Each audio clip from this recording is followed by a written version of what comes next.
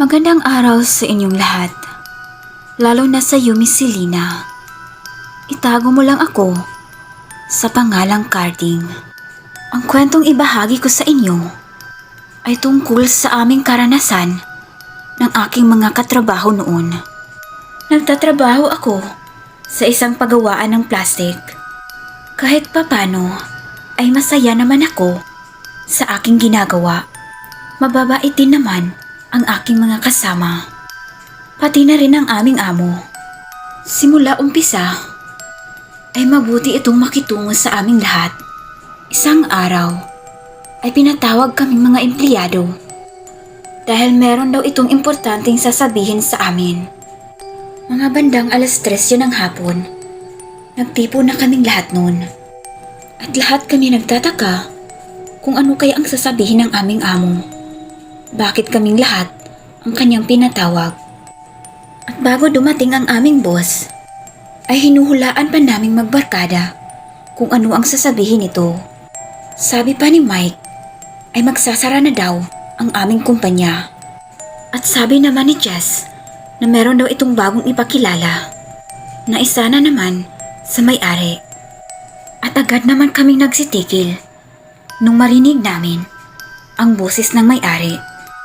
Matapos kaming batiin, ay walang ano-ano, ay sinabi agad kung ano ang kanyang pakay.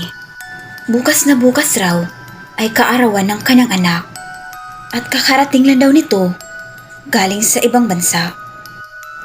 Nais daw kasi ng kanyang anak na gumawa ng malaking handaan at imbitahan lahat ng kanilang mga empleyado. Ngayon lang namin nalaman na may anak pa pala ang aming boss na nasa ibang bansa. Buong akala lang namin ay sina Ma'am Janine at Sir Ian lang ang anak ng aming boss. Lahat ng empleyado noon ay nagkatuwaan. At kami namang magbarkada ay pinag-isipan pa namin kung nais ba naming sumama. Maya-maya lang ay nakapagpasya na si Mike at si Jess. Pumunta raw ito dahil sigurado sila na masasarap ang mga handa doon. Sabik na sabik ang aking mga kaibigan noon. Halos hindi na nga sila makapaghintay. At isa pa ay excited ang mga ito na makapunta sa bahay ng aming boss. Dahil doon lang daw gagawin ang nasabing handaan. At nung matapos na ang aming trabaho, ay nagpapaalam na kami sa isa't isa. Mga bandang 5:00 na yun ng hapon. At sabi pa ni Mike, napuntahan lang daw nila ako sa aming bahay para sabay-sabay kaming pumunta roon. At kinabukasan, mga bandang 2:00 ng hapon, ay nagsimula na kaming naglalakad patungo sa sakayan ng jeep. Bihis na bihis pa kami sa mga oras na yun. Sa wakas, ay nagamit ko na rin ang aking damit na nakatago lamang. Bihira lang kasi akong dumalo sa mga ganitong okasyon. Kadalasan ay sa aming kapitbahay lamang o di kaya sa aming mga kapamilya. Pagdating namin sa sakayan ay tamang-tama dahil wala pang laman ang jeep. Kaming 4 pa lang ang naunang pasahero. Kaya't pumwesto kami sa gilid para mabilis kaming makababa. Maya-maya lang ay puno na ang sasakyan, kaya nagsimula na itong umandar. At makalipas ang ilang minuto, ay nagsibabaan na ang ibang pasahero. Hanggang sa kami na lang 4 ang natira at doon na nagtanong ang driver ng jeep. Saan ba kayo bumaba? Hanggang dito lang ako sa terminal dahil pabalik naman ako sa aking ruta. Kaya tinignan ko ulit ang address na binigay sa aming amo.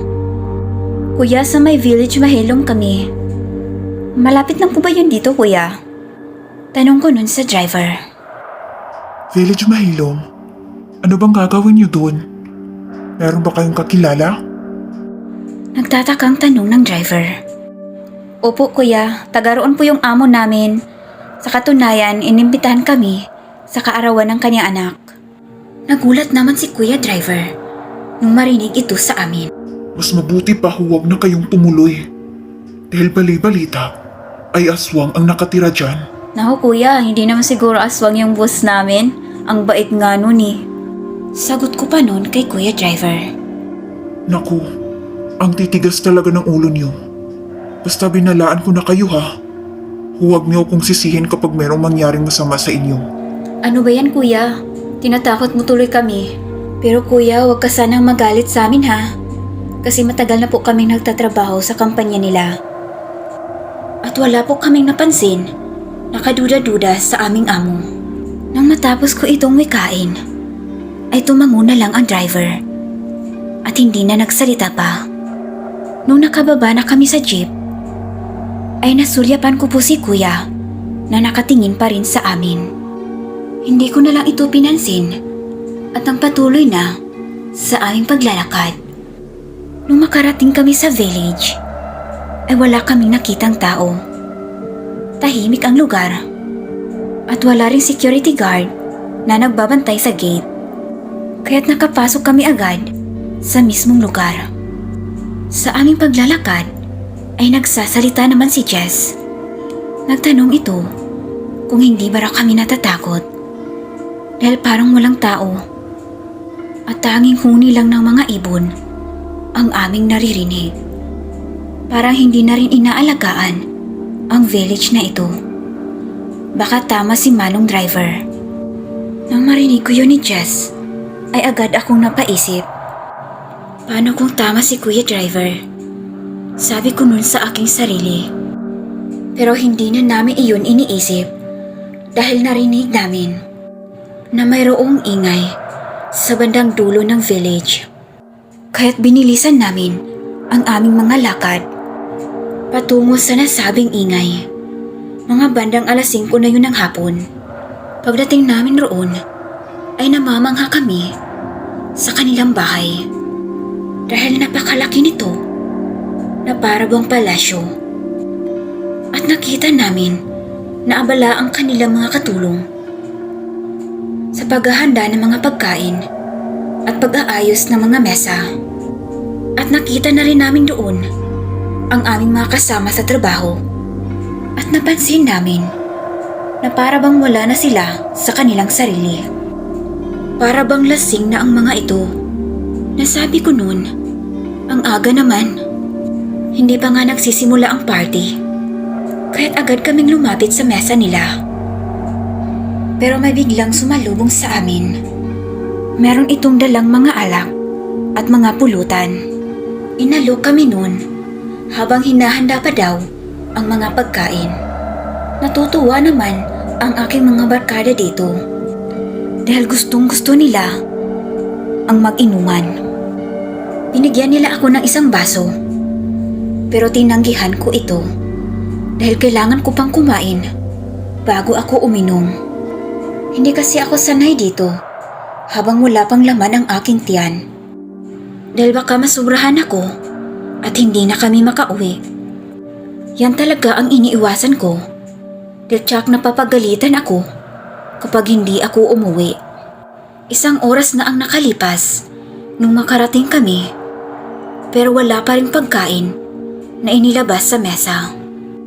Puro alak lamang ang nakahanda rito at mga pulutan. Kaya't habang napailing ako sa paligid ay nakita ko ang isang matanda na sumilip sa may pinto. Parang kaduda-duda ang kanyang kinikilos, kaya't bahagya ko itong sinusundan. Sa may likuran ako dumaan para hindi ako makita ng mga bisita. Hindi na rin ako napansin sa aking mga barkada dahil mga lasing na ang mga iyon.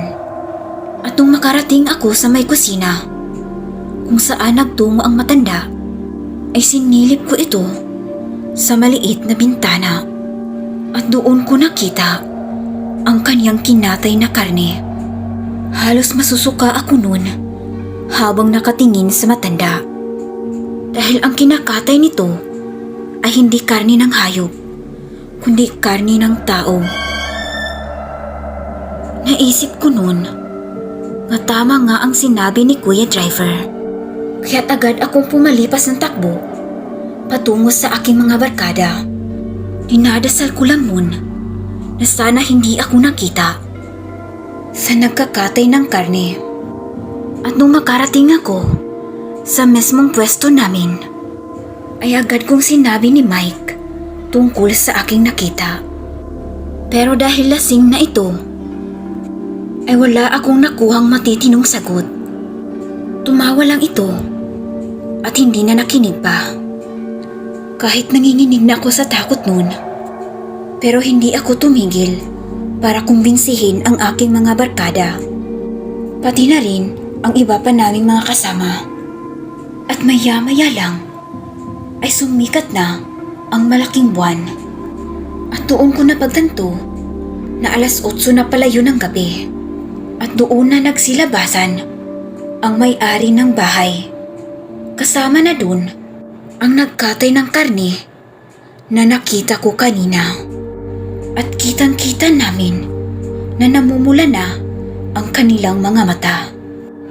At naglalaway ito habang nakatingin sa aming lahat. Para bang takam na ito na kumain ng laman